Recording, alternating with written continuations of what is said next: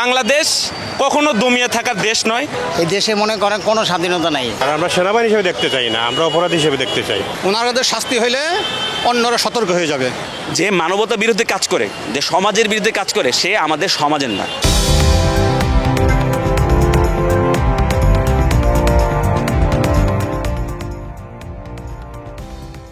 দর্শক, বাংলা এডিশনের নিয়মিত আয়োজন জনমতে আপনাকে স্বাগত। আপনাদের সাথে আছি আমি ফয়সাল আহমেদ। জনমতের আজকের বিষয়, আন্তর্জাতিক অপরাধ ট্রাইব্যুনালে হাজির করা হয়েছিল গুম খুনের মামলায় 15 জন সেনা কর্মকর্তাকে। বিজ্ঞ আদালত তাদেরকে কারাগারে পাঠানোর নির্দেশ দিয়েছেন। সেই সাথে শেখ হাসিনা সহ বাকি আসামিদের গ্রেপ্তারে পত্রিকায় বিজ্ঞপ্তি দেওয়ার নির্দেশ দিয়েছেন। চিফ প্রসিকিউটর জানিয়েছেন, আসামিদের গ্রেপ্তারে সর্বোচ্চ সহযোগিতা করেছে বাংলাদেশ সেনাবাহিনী। সাধারণ জনগণ কি বলছে, চলুন জানা যাক। অপরাধী সে যেই হোক না কেন, সে কোনো দলের হতে পারে, সাধারণ লোক হতে পারে কোনো মাফিয়া চক্র। কিন্তু বর্তমান পরিস্থিতি যেভাবে চলতেছে, শুধু সেনাবাহিনী না, প্রত্যেকটা ক্ষেত্রে আমি মনে করি ব্যক্তিগতভাবে যে আপনার সরকারের আরও একটু হার্ড হওয়ার দরকার। তত্ত্বাবধায়ক সরকারের আমলে বর্তমানে উপদেষ্টা সরকার, তো ডাক্তার ইউনূস সাহেব যেভাবে বলছিল যে যদি আমাদের কোনো ভুল হয় ধরিয়ে দিবেন, তো আমি বলবো যে ভুল বলতে কোনো দল বুঝি না, কোনো গ্রুপ বুঝি না, কিচ্ছু বুঝি না। আমার কথা হচ্ছে কেউ অন্যায় করতে পারবে না। আজকাল কেন খুন হচ্ছে, কেন প্রকাশ্যে সব কিছু হচ্ছে, এগুলার একটা বন্দোবস্ত করতে হবে। তাদেরকে অবশ্যই আইনের আওতায় আনতে হবে, সে যেই হোক।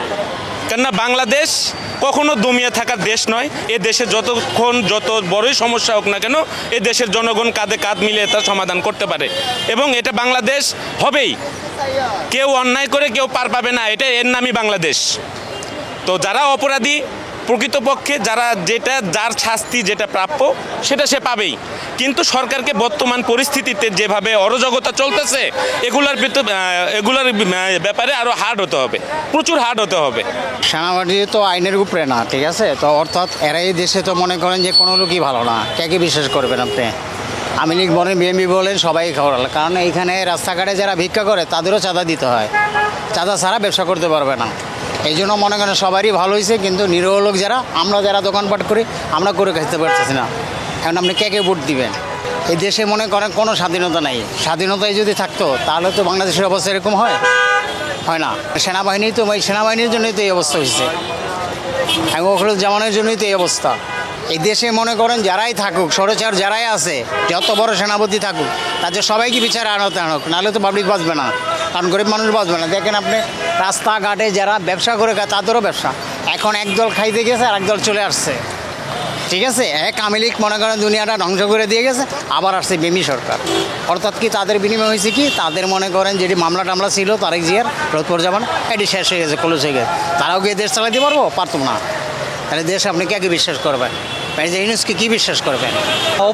অপরাধকে তো আর প্রশ্রয় দিতে পারি না কখনোই বাংলাদেশের নাগরিক হিসাবে। অপরাধী যেই হোক তার তো বিচার আওতায় আনা অবশ্যই জরুরি। বাংলাদেশের নাগরিক হিসাবে আমার এটাই চাওয়া পাওয়া যে যেই অপরাধ করুক যেন বিচার হয়।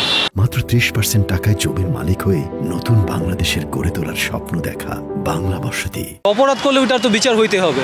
সেনাবাহিনী তো ভালো, ওরা তো দেশের ভবিষ্যতের জন্য, দেশের মনে করব স্বাধীনতা করার জন্য ওরা করে। মানুষ গুম করবে এটা তো হয় না।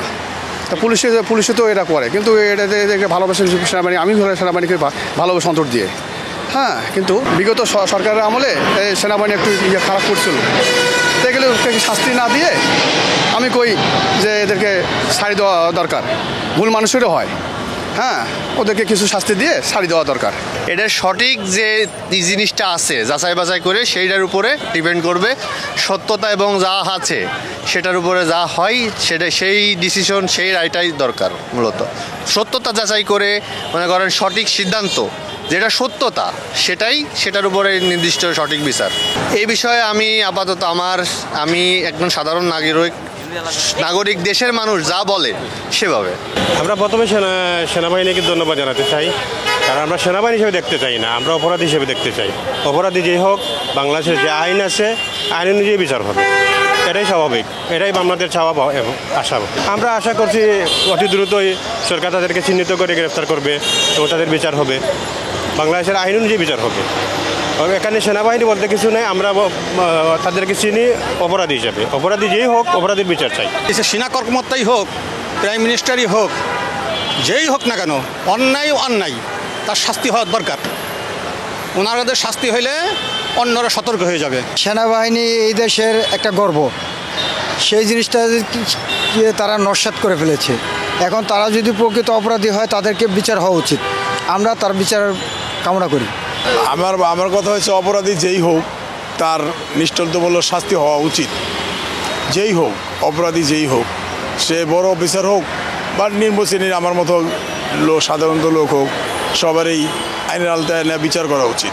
এদের বিচারটা আইন যেটা ভালো মনে করবে সেটাই করবে। আইনের আওতায় এনে তার আইন যেটা হবে সেটা আইনের মাধ্যমে বিচার হবে। এদের আইনি যেটা ভালো মনে করবে সেটাই হবে। আইনে যদি তারা অপরাধী হয় তাহলে তাদের সাজা হবে, আর যদি অপরাধী না হয় তাহলে তারা সাজা হবে না। ছাত্রজীবন থেকে আসলে দেশ ও সমাজের জন্য কাজ করেছি আর কি। তো ছোটোবেলা থেকে যখন শুনেছি 1971-এর কথা যখন পড়েছি যে 71-এ বীর মুক্তিযোদ্ধারা আমরা যারা ছিলাম আমজনতারই ছিলাম, ঝাঁপিয়ে পড়েছি। তো তখন আমাদের বাংলাদেশ সেনাবাহিনীর ভূমিকা অনেক ছিল, কারণ সেনাবাহিনীরা 3 বাহিনী ছিল বিধায় আমার পাকিস্তানি বাহিনীর বিরুদ্ধে আমরা যুদ্ধ করতে পারছি। কিন্তু আমাদের মনে হচ্ছে যে 71-এর পর এই পর্যন্ত কিছু অপশক্তি আমাদের ভিতরে ঢুকে গেছে। তারা বাংলাদেশের না, তারা কোনো দেশের না, তাদের কাজ হচ্ছে নৈরাজ্য সন্ত্রাস। এই শ্রেণীর লোকেরাই এই সেনাহত সহ গুমখুন বিভিন্নভাবে করে। তারা এর মধ্যে কিছু প্রশ্ন ঢুকছে হচ্ছে যে পলিটিক্যাল সাইডে, কিছু প্রশ্ন ঢুকছে সাংস্কৃতিক অঙ্গনে, কিছু প্রশ্ন ঢুকছে আপনাদের সাংবাদিক মহলে। মানে কিছু করলে ওরাই আসে ওরাই যায়। আমি যাই না এই কথার কতটুকু সত্য, আমি যাই সত্যের মুখোশ উন্মোচিত হোক, সত্যটা সামনে আসুক, এর পিছনে কারা আছে, এর পিছনে কোন অপশক্তি আছে এইটা আসুক।